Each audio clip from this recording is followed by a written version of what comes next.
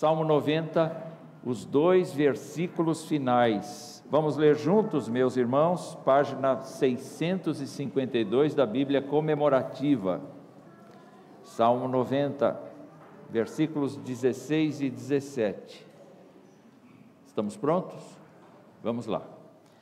Aos teus servos apareçam as tuas obras, e a seus filhos a tua glória. Seja sobre nós a graça do Senhor, nosso Deus. Confirma sobre nós as obras das nossas mãos. Sim, confirma a obra das nossas mãos. Meus queridos irmãos, nós gostamos de ver reconhecidas os nossos feitos, as nossas obras. Nós gostamos de ser elogiados quando fazemos alguma coisa, especialmente quando fazemos bem feito. Faz parte da vida cotidiana o elogio. O apóstolo Paulo, quando saudou os crentes romanos na sua carta, enfileirou uma porção de pessoas, saudando cada uma delas, e para determinadas pessoas reconhecendo publicamente o benefício que elas tinham feito, não apenas a ele, mas feito à igreja de Deus. O elogio é bom e a gente agradece, mas o elogio é uma coisa a ser transferida, não é nossa, não é nosso mérito. Se nós recebemos um elogio, imediatamente o nosso coração deve se dispor no sentido de entregar aquela glória a Deus. E não é problema a gente elogiar, nem receber elogios, basta a gente ter a atitude humilde de conservarmos-nos no nosso verdadeiro lugar. O escritor do Salmo 90 é Moisés. E quando olhamos para este salmo, nós verificamos, queridos irmãos, que o contexto deste salmo indica que o salmista trabalha a ideia de que o Criador é eterno, o Criador é perene, ele não muda, o Criador é sempre o mesmo. Então, se a Bíblia afirma que Deus é disposto para com o pecador, não há tempo em que ele seja indisposto, mas não com qualquer pecador, com o pecador que se humilha. E nesta primeira seção do Salmo, do versículo 1 ao versículo 6, nós encontramos a ideia de que Deus é apresentado como uma fonte de descanso, não é? Enquanto que o ser humano é nada perante ele, o salmista diz: antes que os montes nascessem e tu formasses a terra e o mundo, de eternidade a eternidade, tu és Deus, não é? E de repente nós encontramos nessa sessão a eternidade de Deus como Criador, a eternidade de Deus como sustentador, e a nossa vida é uma vida muito breve, muito pequena, uma vida efêmera. A segunda parte do Salmo, que vai do versículo 7 ao versículo 12, talvez, mostra que, de fato, nós passamos tristezas nesta vida como resultado do nosso pecado, como resultado da imperfeição humana. Deus, claro, permite o sofrimento aos crentes, mas não com o objetivo de arrasá-los, de destruí-los. Deus permite o sofrimento na vida do crente para que ele reaja e para que ele creia na providência. Então, olhando para este trecho do Salmo, nós vamos encontrar o fato de que a nossa vida sobe há 70 anos, em havendo vigor 80, mas a gente observa canseira, a gente observa enfado, tudo passa rapidamente, e eu sei disso, eu estou vivendo isso, não é? E ele pergunta: quem é que conhece o poder da ira de Deus? Quem é que sabe até onde vai a ação disciplinar de Deus sobre seus filhos e o castigo sobre aqueles que não são seus filhos? É uma pergunta que ele faz, que é importante para nós, e ele pede compaixão diante desta situação toda que ele apresentou. Se no princípio Deus é apresentado como fonte de descanso e Criador eterno, na segunda sessão Deus é apresentado como fonte de ira, como fonte de disciplina, mas agora, a partir do verso 13, ele trabalha no sentido de suplicar a graça de Deus sobre a gente. E o que é que ele vai suplicar? O que é que ele vai pedir? Ele vai pedir várias coisas, mas eu quero ressaltar nesta manhã as partes finais do Salmo, que dizem assim: aos teus servos apareçam as tuas obras e a seus filhos a tua glória. Moisés, eu não sei a que altura da vida dele, escreveu este salmo, mas com certeza ele já tinha visto de tudo. Ele já tinha visto a glória de Deus, ele já tinha visto a disciplina de Deus, ele já tinha visto o suprimento de Deus, ele tinha visto como Deus pensa, como Deus age. Ele tinha comparecido à face de Deus como nenhum homem na sua época tinha comparecido.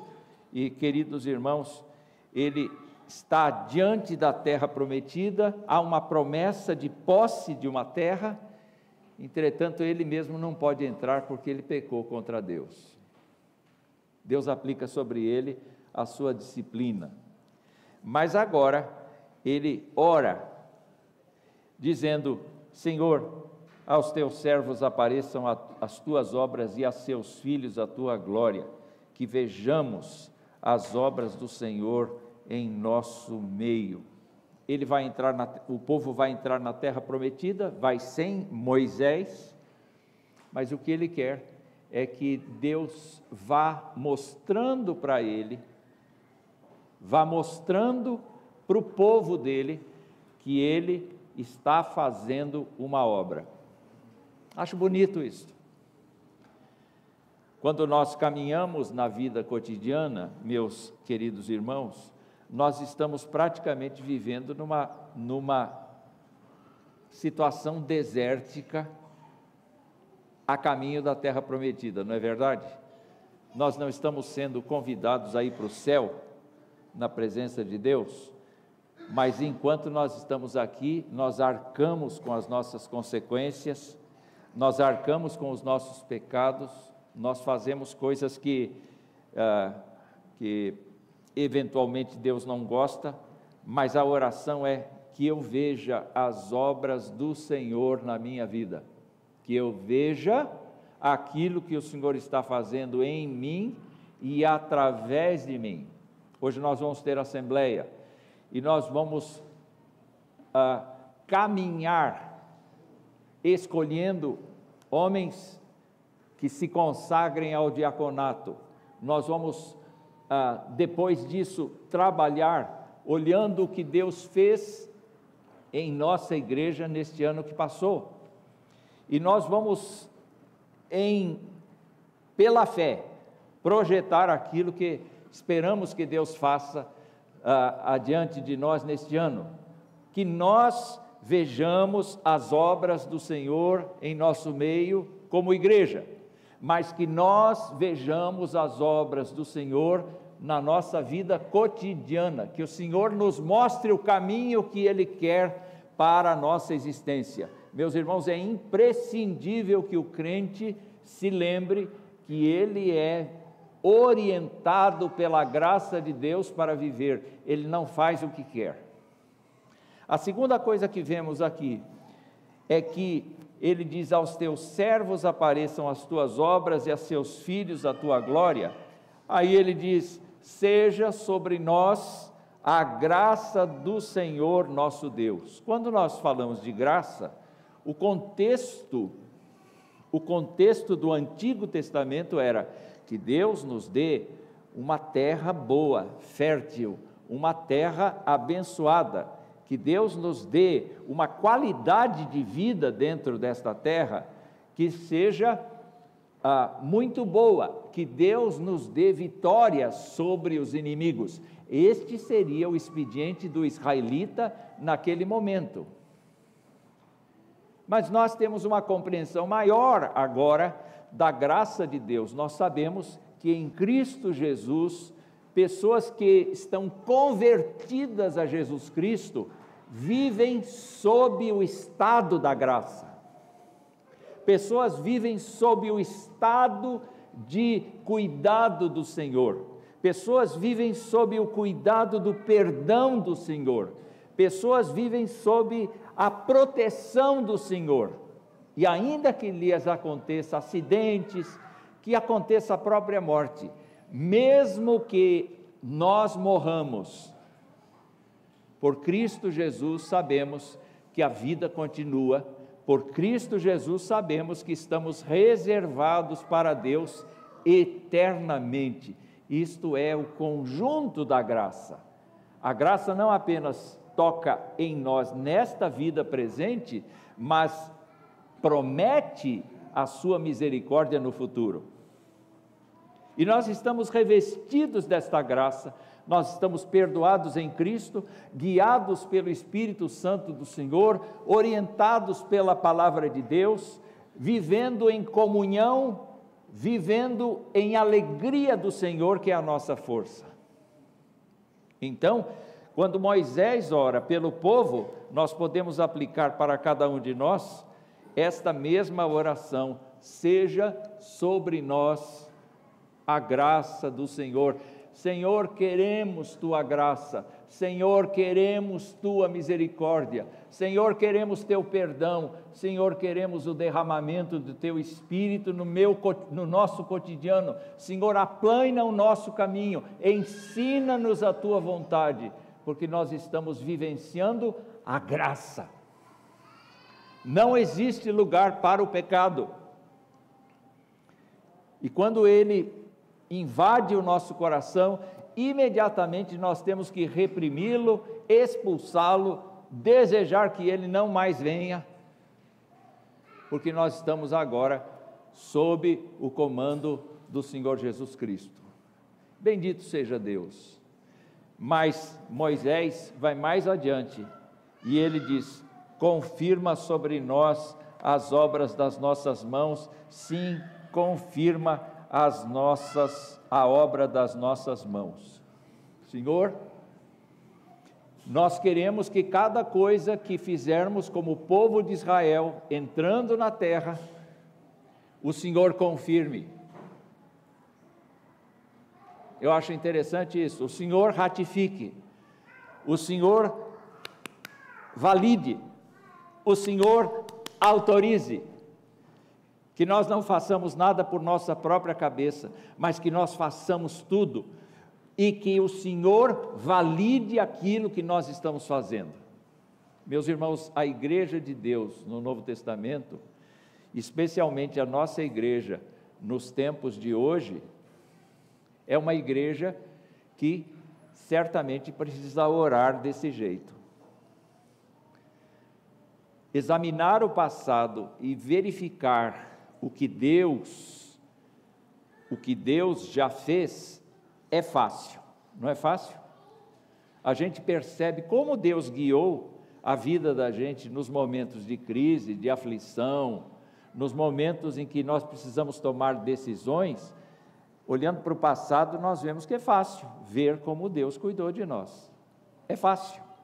O difícil é o que vem na frente. Não é verdade? Andar por fé é que é o verdadeiro dilema do crente.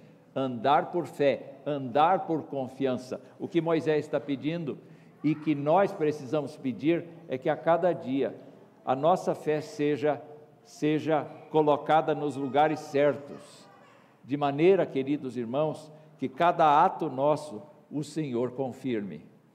Como é bom a gente ser confirmado.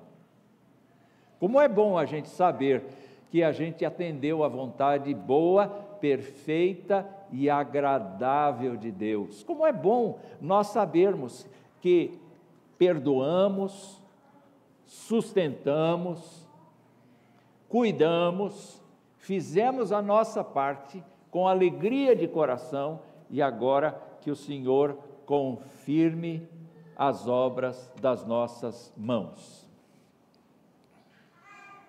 É nessa hora que entra o elogio. É nessa hora que muitas vezes entra a confirmação daquilo que nós fizemos.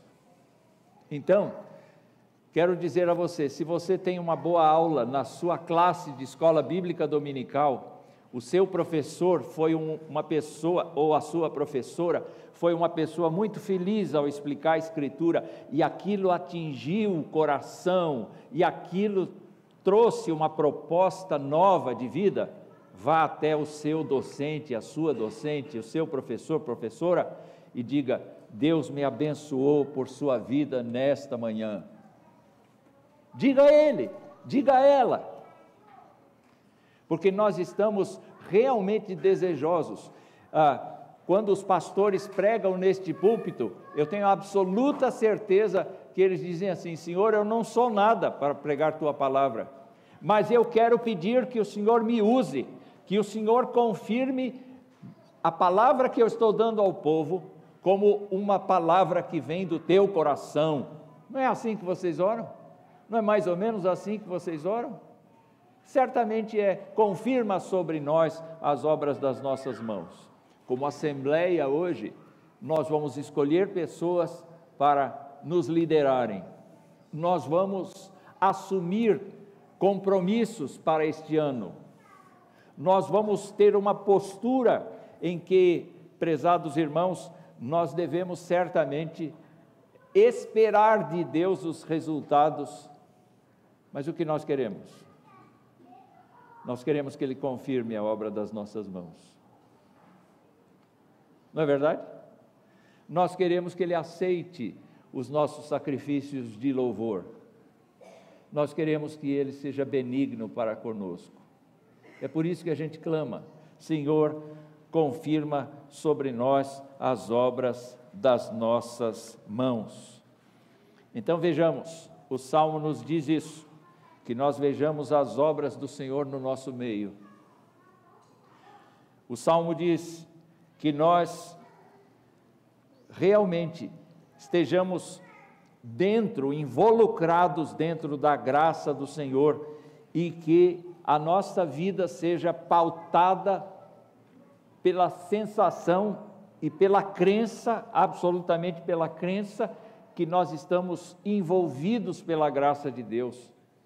Vamos pensar, meus irmãos, que cada ato nosso precisa ser um ato de sacrifício de louvor ao Senhor, tanto aqui, na casa do Senhor, como fora daqui, em qualquer parte, mas que o Senhor fale conosco, que o Senhor confirme que o que nós estamos fazendo é de fato para a sua glória, para a utilidade do povo de Deus. Se nós fizermos isso no nosso relacionamento entre crentes, fizermos isso no nosso relacionamento no seio da nossa própria família, se nós fizermos isto no seio da comunidade que nós estamos repartidos, certamente nós vamos ser sal que tempera e luz que ilumina. Nós vamos estar imitando Jesus Cristo, que andou fazendo o bem na terra. Nós estaremos envolvidos e comprometidos com um evangelho que supera a forma de vida dos demais habitantes do planeta, mas principalmente nós estaremos glorificando a Deus. E eu queria então desejar que Deus nos abençoe, que Deus nos fortaleça, Que Deus nos sustente, que nós vejamos as obras do Senhor, que a graça do Senhor esteja sobre nós o tempo todo e que, irmãos, as nossas obras sejam confirmadas.